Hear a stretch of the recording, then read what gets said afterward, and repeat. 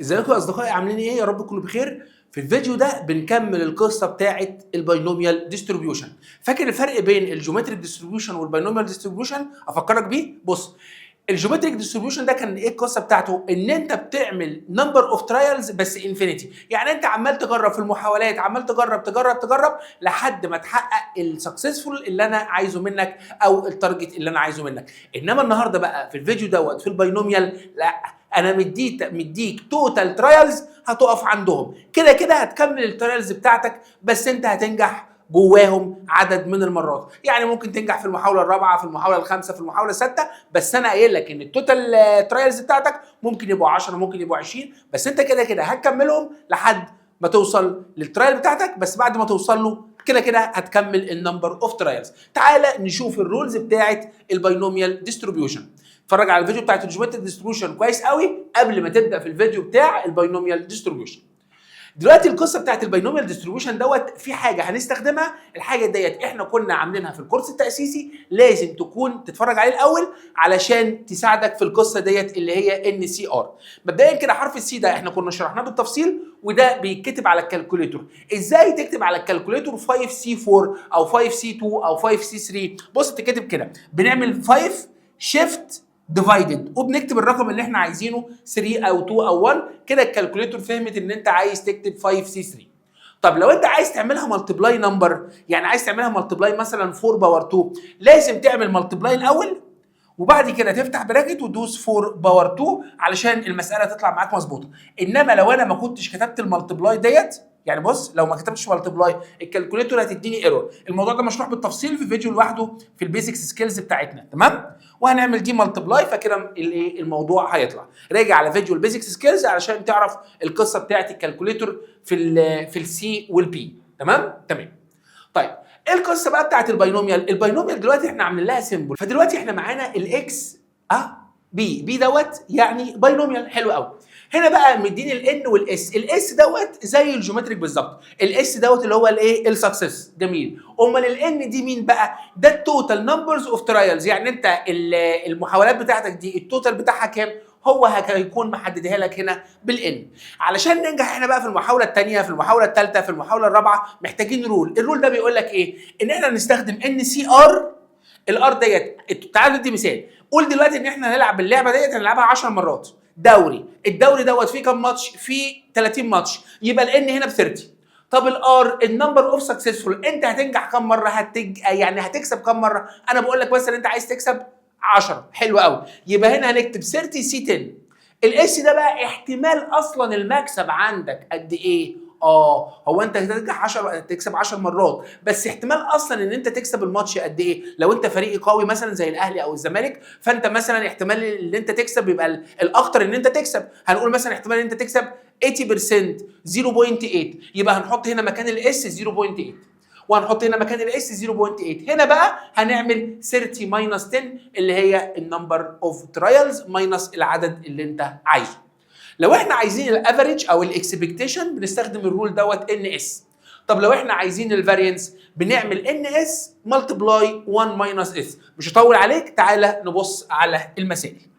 في سؤال هنا معايا بيقول لي ايه؟ بيقول لي الاكس بي يبقى كده باينوميال. حلو قوي. دي مين بقى؟ دي كده الان ودي كده مين؟ الاس. يبقى انا كده عرفت الان والاس. طب هو عايز بيقول لك ان انت الاكس عندك بكام؟ ب 4. يعني انت عندك كده هتنجح في المره الرابعه، يعني هتحقق التارجت بتاعك في المره الرابعه. تعال نشوفه بقى هنجيبه ازاي. يبقى هنكتب الرول بتاعنا ان سي ار اس باور ار 1 ماينس اس ان ماينس ار. خدت بالك؟ شفت انا حافظه ازاي؟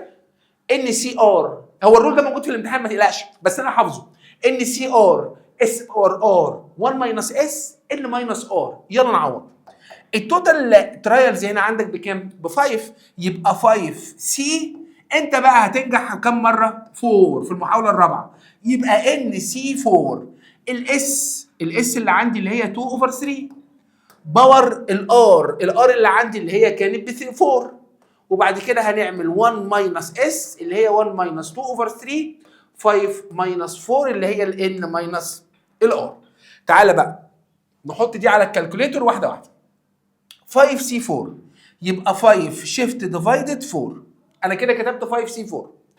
اوعى تكتب بقى براكت على طول. بص انا هعمل حركه، هكتب براكت هنا وهعمل 2 اوفر 3، هنقل المساله زي ما هي، وهعمل باور 4 وهخرج بره وهعمل 1 ماينس فراكشن وهعمل 2 اوفر 3 وهعمل اول باور 5 ماينس 4. بص ايه اللي هيحصل؟ الكالكوليتر هتديك ايرور.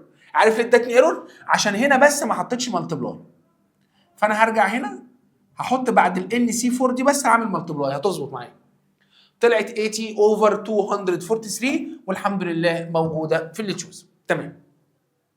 شوف السؤال اللي بعديه، بيقول لك هنا الاكس باينوميال برضو، وبيقول لك ان الان هنا ب 8، دي الان ودي الاس. هو عايز الاكس نوت ايكوال 2. طب هو هيلعب كام مره؟ التوتال بروبابيلتيز هنا الدوري دوت مكون من قد ايه؟ ده 8 8، بس هو مش عايز 2.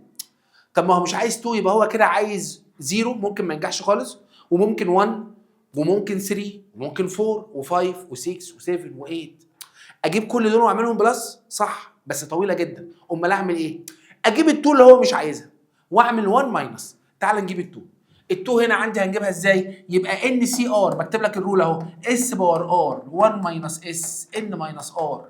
الان اللي هي 8 يبقى 8 سي 2، افتح براكت، اس الاس اللي عندي هنا 1 اوفر 3 باور الار اللي هي عندي ب 2 1 ماينس الاس اللي هي 1 اوفر 3 وهعمل 8 ماينس 2 وهطلع ديت بالكالكوليتر. تعالى بقى عشان حسبتها قبل كده فهقول لك الاجابه على طول. فدي لما حسبتها طلعت معايا 0.72، بس لازم نعمل 1 ماينس. فلما نعمل 1 ماينس 0.72 هتطلع الاجابه 0.172. يبقى خلي بالك الاول لازم تطلع الاجابه وبعد كده تعمل 1 ماينس. يلا شوف السؤال اللي بعده. بيقول لك البروبابيلتي بتاعت السكسس اس 0.4. حلو. and the number of trials 10. الحق، ما هو ممكن في الامتحان ما يقولكش اصلا هي جيومتريك ولا باينوميال، انت اللي هتعرف بقى. لو كان عندك التوتال نمبرز اوف ترايلز يبقى اكيد باينوميال. لو ما عندكش التوتال نمبرز واحنا هنقعد نلعب الى ما لا نهايه يبقى جيومتريك. يلا بينا. هنا بيقول لك البروبابيلتي بتاع السكسس بتاع الترايل 0.4 والنمبر اوف ترايلز ان ب 10، وهو عايز البروبابيلتي اوف جيتنج فور سكسس. يبقى هنكتب كده 10 سي 4 اس اللي هي 0.4 بس باور 4 1 ماينس اس ان ماينس 4 يعني 10 ماينس 4. يلا هعمل دي بالكالكوليتر. استنى ما اقول لك الاجابه. لما حسبت دي بالكالكوليتر عشان عايزك انت تكتبها لازم، بس انا مش هضيع وقت يعني. دي لما حسبتها يا صاحبي بالكالكوليتر طلعت 0.256 اللي هي الاجابه نمبر ايه. يلا هات اللي بعدين. بيقول لك البروبابيلتي اوف فيلر. بص ما بنشتغلش بدي، احنا بنشتغل بالسكسس زي بتاعت الجيومتريك بالظبط. ده كده ان هو مش ده كده عكس السكسس، نوت سكسس. يبقى احنا بنشتغل بالسكسس. طب النوت سكسس 0.3 يبقى الاس هنعمل 1 ماينس 0.3 اللي هي هتديني 0.7. وهو بيقول لك عايز getting exactly 4 successes، يعني عايز 4 ماشي في المحاوله الرابعه يعني. يلا ماشي يا صاحبي، يبقى 10 سي 4 0.7 باور 4 1 ماينس 0.7 10 ماينس 4.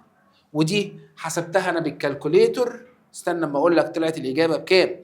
طلعت الاجابه 0.03. يبقى الاجابه طلعت رقم ايه. يلا السؤال اللي بعديه بيقول لك the probability of the success of one trial is 0.3. ده الاس. حلو. the number of trials is n. يبقى كده باينوميال. وهو عايز البروبابيلتي اوف جيتنج نو سكسس، ما نجحش اصلا. يبقى عادي ينفع اكتب 7 سي 0. يبقى احنا كده هنجيب 7 سي 0 الاس اللي عندي 0.3 باور 0 1 ماينس 0.3 7 ماينس 0 وهنطلع دي بالكالكوليتر هتطلع معايا. بس خدت بالك بس من الحته دي ان هو بيقول لك عايز نو سكسس. نو سكسس دوت يعني هو اصلا ما جابش ولا محاوله صح، يعني هتبقى زيرو. يعني ما حققش اللي هو عايزه خالص. يعني مثلا بص، يعني انا قلت له مثلا احتمال ان انت تكسب 0.3، ده فريق مثلا ضعيف في الدوري، فاحتمال ان هو يكسب اصلا 0.3. تمام كده؟ تمام. هو هيلعب كام ماتش؟ هيلعب 7 ماتش، هو ما كسبش ولا ماتش. خدت بالك؟ نو سكسس، ما فيش ولا مره حقق ال 0.3 دي. الاحتمال بتاعها بقى قد ايه؟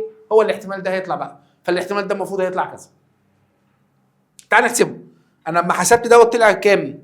طلع ما حسبتوش. تعال نحسبهم مع بعض. 7 سي 0 وهنعمل ملتبلاي 0.3 باور 0 وبعد كده هنعمل 1 ماينس 0.3 وهنعمل باور 7 ماينس 0 طلعت 0.08. بص اللي دي الاحتمال ضعيف برضه يعني ما هو ما فيش يعني مش معقول هيخسر كل مطوشه، عشان كده طلع الاحتمال ضعيف يعني. يلا بيقول لي if the probability of success of one trial is كذا and the number of trials 12 ده total probabilities. بيقول لك عايز البروبابيلتي of getting 11 or more successes. يعني هو 11 or more. طب 11 or more دولت ما هو اصلا التوتال كام؟ 12. فاكتر حاجه هنوصل لها 12. يبقى احنا كده هنجيب حاجتين، هنجيب 12 سي 12 وهنجيب 12 سي 11. هنجيب الاثنين دول وبعد ما نجيبهم هنعملهم بلس. يلا تعالى نجيب ال 12 سي 12. الاس اللي هي 0.75 باور 12 1 ماينس 0.75 12 ماينس 12 وهنعمل 0.75 باور 11 1 ماينس 0.75 12 ماينس 11. هنطلع دي وهنطلع دي وهنعملهم بلس بالكالكوليتر. يلا بيقول لك البروبابيلتي بتاعت السكسس اوف 1 ترايل اس 0.5 and the number of trial 5.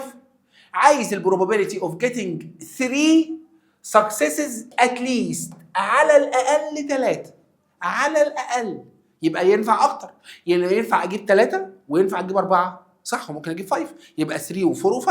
يبقى انا دلوقتي هجيب 5 سي 5 وهجيب 5 سي 4 وهجيب 5 سي 3.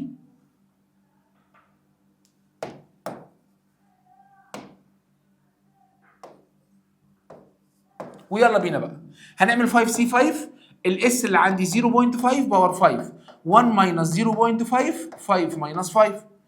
5 سي 4 0.5 باور 4 1 ماينس 0.5 5 ماينس 4. 5 سي 3 0.5 باور 3 1 ماينس 0.5 5 ماينس 3 وهنطلع الثلاثه دولت وهنعملهم بلس. يلا بينا نخش على اللي بعديها. بيقول لك if the probability of success of one trial 0. لا سوري المساله دي متكرره هي يعني. يلا the probability of success of one trial 20%. عادي اكتبها 20% او حط دي على الكالكوليتر شوفها لي بكام.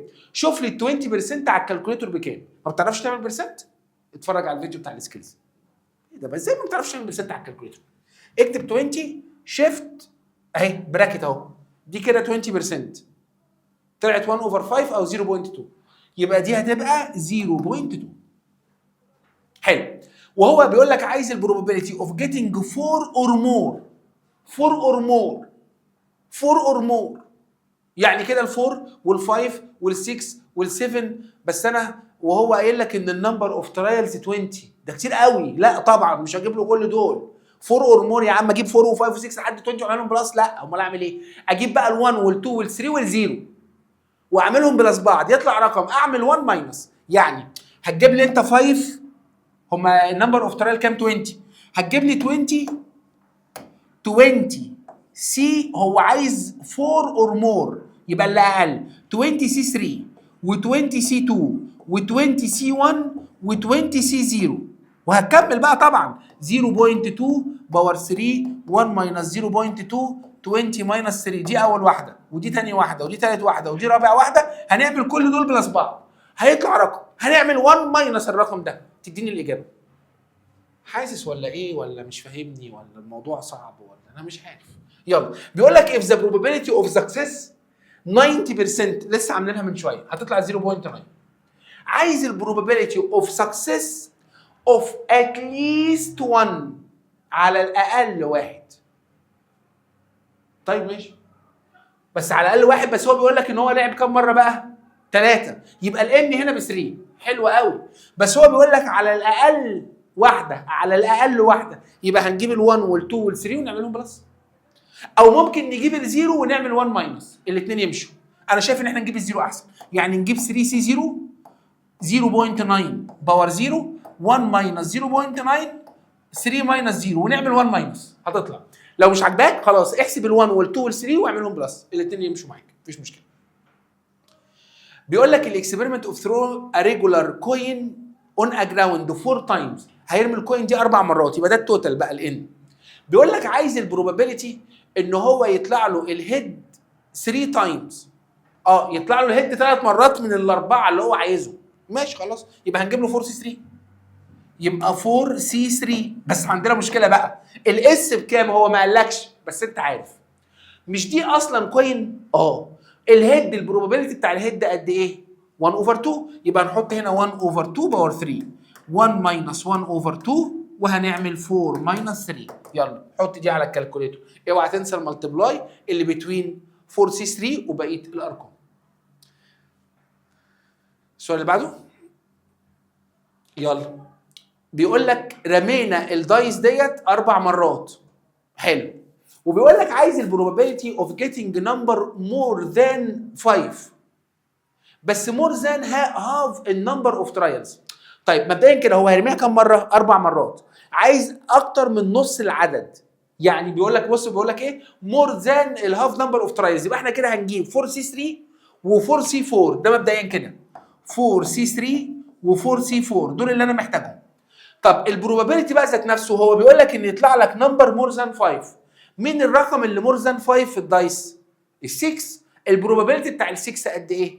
الاس بتاعته قد ايه؟ 1 اوفر 6، يبقى هنحط هنا 1 اوفر 6 وهنعمل باور 3، 1 ماينس 1 اوفر 6، 4 ماينس 3، واحده ثانيه 1 اوفر 6 باور 4، 1 ماينس 1 اوفر 6، 4 ماينس 4. هنطلع دي وهنطلع دي.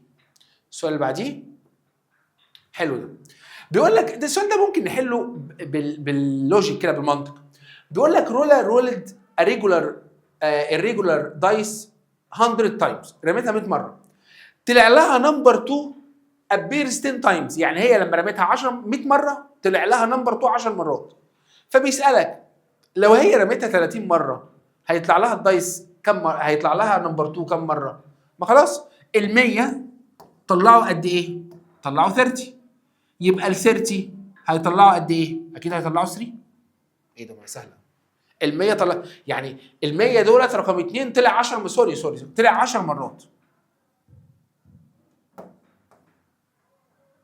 ال 100 طلعت نمبر 2 10 مرات، يبقى ال 30 اكيد هتطلعها 3 مرات، وكل 10 بيطلعوا مره. طيب بيقول لك ذا نمبر اوف ذا ليفت هاند بيبل، يعني الناس اللي بيكتبوا بايديهم اليمين، فروم راندوم سامبل 80% ايكوال 16. يعني هو كان معاه جروب فيه 80 واحد، 80 دول سالهم يا جماعه كم واحد بيكتب بايديه اليمين؟ لا ليفت، بايديه الشمال 16. كم واحد بيكتب بايديه الشمال اشول؟ 16. عايز الاكسبكتد نمبر اوف ذا رايت هاندد بيبل ان انذر سامبل 200 واحد. طب لو هم 200 واحد كم واحد يكتب بايديه اليمين؟ طب تعالى نعرف الاول في كم واحد هنا بيكتب بايديه اليمين. ال 80 دولت في كم واحد فيهم بيكتب بايديه اليمين؟ هتعمل 80 ماينس 16، صح ولا غلط؟ هتديك 64. 60 كام؟ وانا اتلخبطت ليه؟ 80 ماينس 16. ايه ده 64 يا عم الشطاب. 64 يبقى ال 200 هيعملوا قد ايه؟ خلاص كروس مالتيبليكيشن. هنعمل 64 ملتبلاي 200 اوفر 80. السؤال اللي بعديه حلو، السؤال ده قوي بقى جميل. بص يا صاحبي، بيقول لك منى دي توك 10 كويشنز مالتيبل تشويس، خدت امتحان، الامتحان ده فيه 10 اسئله. حلو. بيقول لك each questions has 4 alternative، يعني كل سؤال فيه 4 تشوز، A وB وC وD. يعني هو الامتحان 10 اسئله كل سؤال فيه 4 تشوز، كلام منطقي ماشي. بيقول لك if منى answer randomly، تعمل زيكم بقى، حادي بادي كروم بزبادي، هوب وتختار A B C D، حاسسها ايه؟ تيك وتختار عشوائي. فهي كده ما بتحلش. بيقول لك عايز البروبابيلتي ذات منى will get 7 questions correct. عايزها بقى ايه احتمال ان هي جاوب 7 صح وهي اصلا بتختار راندم. اكيد طبعا اكيد لازم يطلع الاحتمال ضعيف، اكيد يعني لوجيك. تعال نبص بقى هنعمل ايه. مبدئيا كده هما كلهم كام سؤال؟ كلهم كانوا 10، يبقى التوتال ترايلز كانت عندي 10 وهي عايز فيهم قد ايه؟ 7. يبقى انا دلوقتي عايز اجيب 10 سي 7. بس المشكله عندي بقى في الاس، هو السكسس هنا عشان الاجابه تطلع صح احتمالها قد ايه؟ بتاعت السؤال الواحد الاحتمال الصح 1 اوفر 4 عشان هم 4 تشويسز، يبقى هنا الاس دي هتبقى 1 اوفر 4 هنعملها باور 7 1 ماينس 1 اوفر 4 10 ماينس 7. انا كده هجيب لك احتمال ان هي تجاوب كام واحد صح. تعال نشوف بقى. بص يا عم هنعمل 7 سي 10 سي 7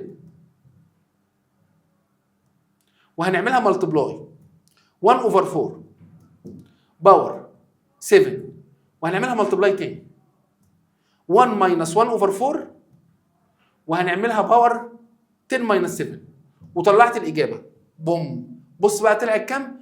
طلعت هنا ملتبلاي 10 باور 3 يعني 3 بوينت و10 باور 3 طلعت 3 بوينت وهنا ملتبلاي 10 باور نيجاتيف 3. هنحرك الديسمال دي 3 خطوات شمال 1 2 3 يعني في 0 0 وهنا في 0 وهنا في يعني المفروض تديك الاجابه رقم دي. بص الاحتمال ضعيف جدا جدا جدا مش مكمل حتى 1%. السؤال اللي بعديه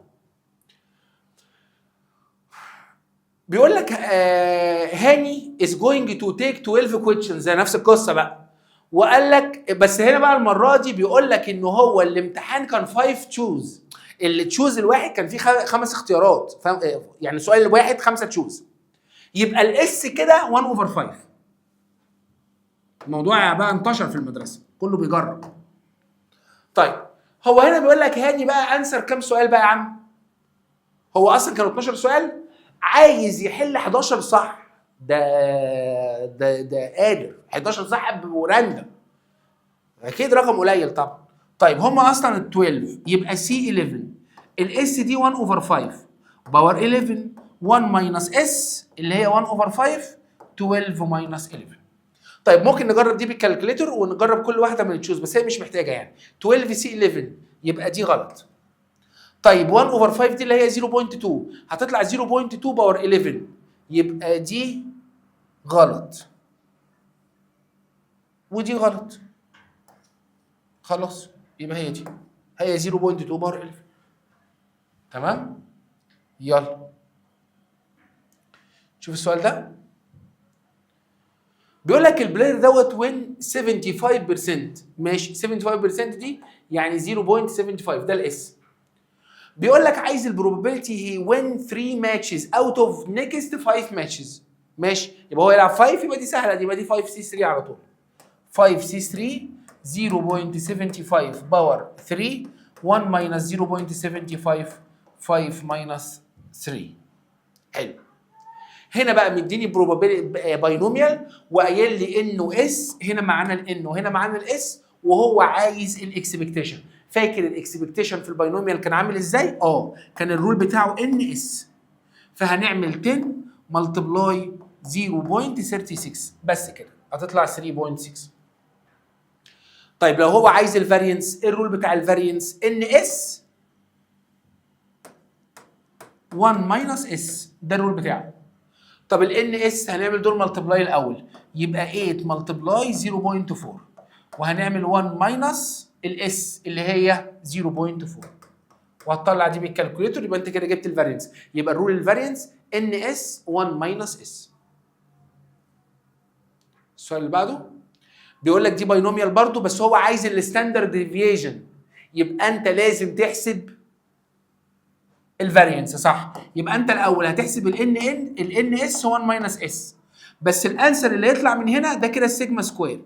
الانسر اللي يطلع هتجيب له روت. الان اس بقى تعالى نجيبها يبقى هنعمل 12 ملتبلاي 1 اوفر 3 وتفتح براكت 1 ماينس 1 اوفر 3 دي هتطلع وبعد كده بقى نجيب السيجما. الانسر اللي يطلع من هنا هنجيب روت الانسر. ماشي حلوه دي.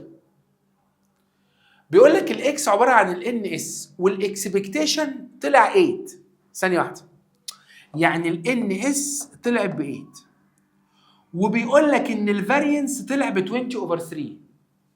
الفارينس ده الرول بتاعه ان اس 1 ماينس اس طلع ب 20 اوفر 3 بس الان اس دي اوريدي معايا ب 8 يبقى 8 1 ماينس اس طلعت ب 20 اوفر 3.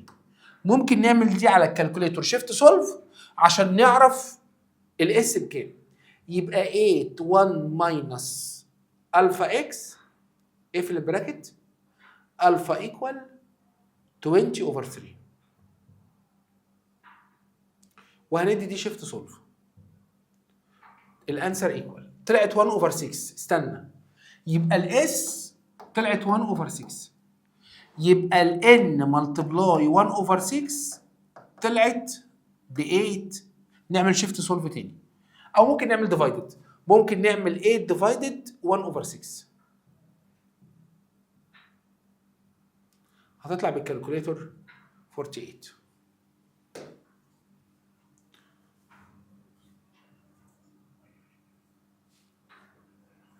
بس خلاص، وبكده الحمد لله نبقى قدرنا نعمل كفر لاغلبيه المسائل اللي موجوده في الباينوميال. الفيديو اللي فات كان بتاع الجيومتريك، الفيديو ده بتاع الباينوميال. جمعهم مع بعض واتفرج عليهم واعرف الفرق بين الجيومتريك والباينوميال، واستنانا في الفيديو اللي جاي ان شاء الله في حاجه جديده في شابتر 4. مستنيك يا بطل. باي باي، مع السلامه.